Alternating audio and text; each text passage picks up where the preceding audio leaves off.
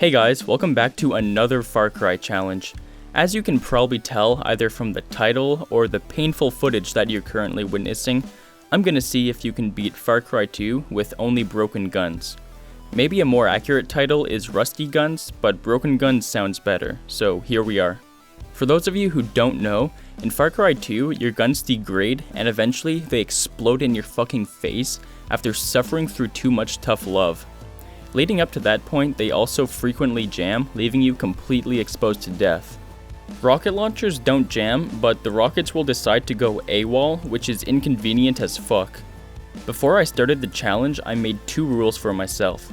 The first was that I could only use a gun if it was clearly rusty and dirty. Enemies always carry guns like this, so that was my main source of obtaining weapons. Unless I found them laying around, which was pretty rare. The second rule was that once I picked up a weapon, I had to use it until the gun broke. And that way I couldn't just keep exchanging weapons and lose the risk of something horribly wrong happening in the middle of combat. Anyway, let's get right into the challenge. The game begins with a long ass drive, some people not following the rules of gravity. Nobody follows the rules anymore. We saw some kangaroos, malaria attacks my fucking dick, my ears start to bleed as I sit through bad voice acting. Do you understand what I'm saying? Nobody kills me. Nobody. I get shot and killed, and now the challenge could properly start. I already ran into my first problem of the challenge. I had to use shiny, clean guns. They were so nice and beautiful, and I was utterly disgusted. Apparently, premium low-grade garbage is too much to ask for.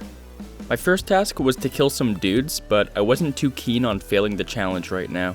So I searched every structure on the map, and I had no luck at finding a weapon. So I went to a lumberyard, and I saw a lot of guards and explosive barrels, a recipe for disaster, and a recipe for success. I actually had to turn the difficulty down to easy to execute my plan, because surprisingly, my manly hairy chest isn't bulletproof. All I did was try to make one of the guards kill themselves with the explosive barrel, and it worked just as I planned it to. So I was able to get my hands on a rusty pistol. My own intelligence even scares me sometimes. I filled up the guards with adorable little 9mm bullets, and then I acquired a rusty shotgun. And just like a disabled army vet, it was filled with personality, history, and defects. So I went back to the safe house where I was supposed to go, and I was finally able to kill the guards and take a well-deserved nap. The first act of the game is the easiest part of the challenge. Just point and click enemies and different objects in the world. The biggest problem was taking out the choo-choo train, because I needed explosives. I didn't have explosives, so I got very depressed, and just when I was contemplating suicide, I thought up a plan. To execute my plan, I would have to execute the enemies. As expected, my guns kept jamming, not to mention I kept running low on ammo, so it was quite a stinky little predicament. But once they all died, I pushed the barrel to the train. The train was looking pretty smug before, but once it realized what I was up to, it got scared and exploded. I did some more missions like killing the chief of police, I broke more guns, I watched some paranormal phenomena,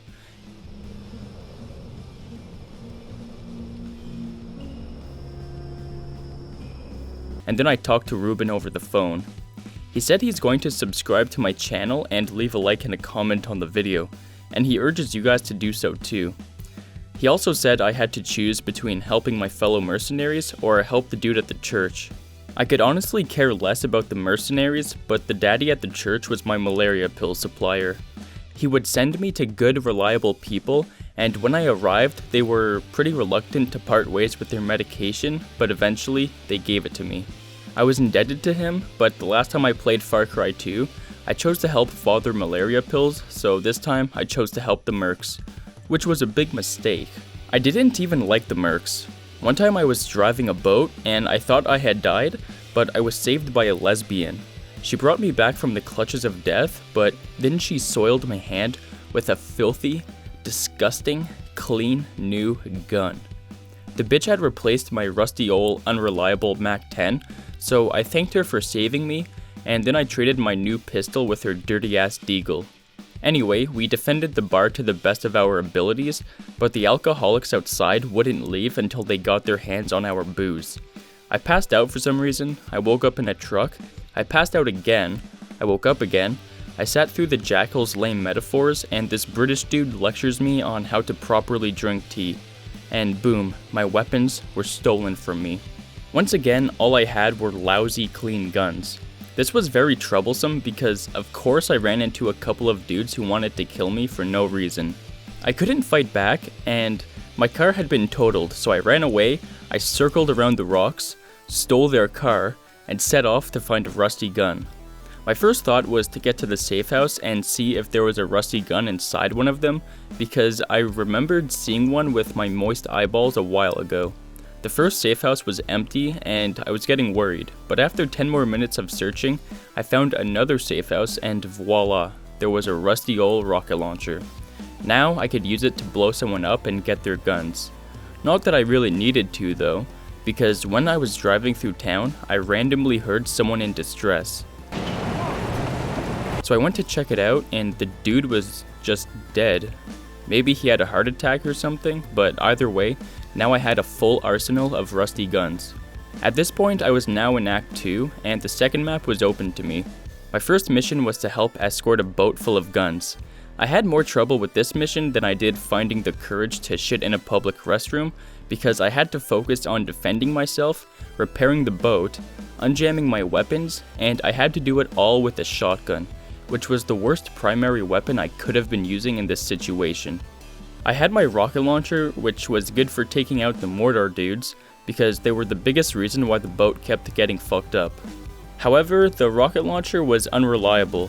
It seemed to mess up more than it actually worked, and if all that wasn't enough, they also destroyed my ammo supply, and my shotgun broke, so I was left with only a pistol.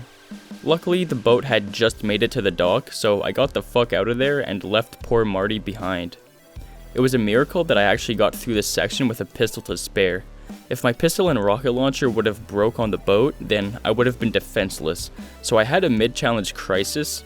I went to the gun store, bought a gun case, and stored a backup rusty pistol just in case I ever lost my weapons again. So I could easily get access to one without having to rely on luck or finding a dude who would just drop dead. I did some more bitch work for the UFLL and APR, like sneaking into a dude's camp to kill him. And when I found his hut, it was clear that he had the high ground.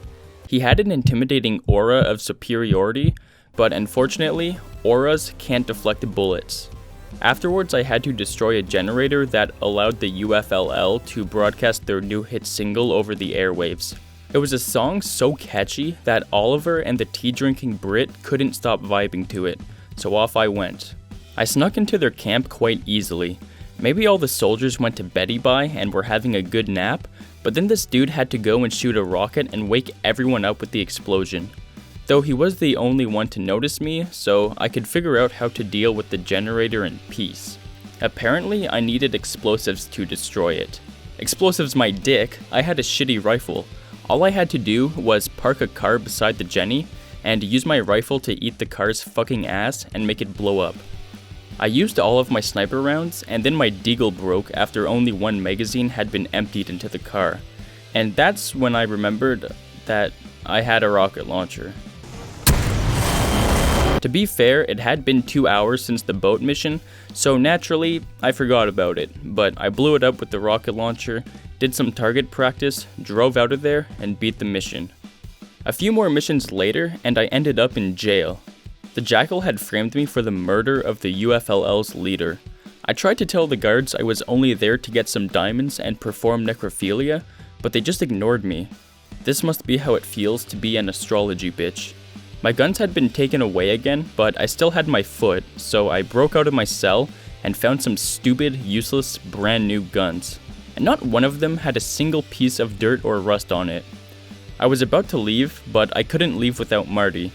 I don't care about him, but I wanted to see if he would break out with me and kill some guards.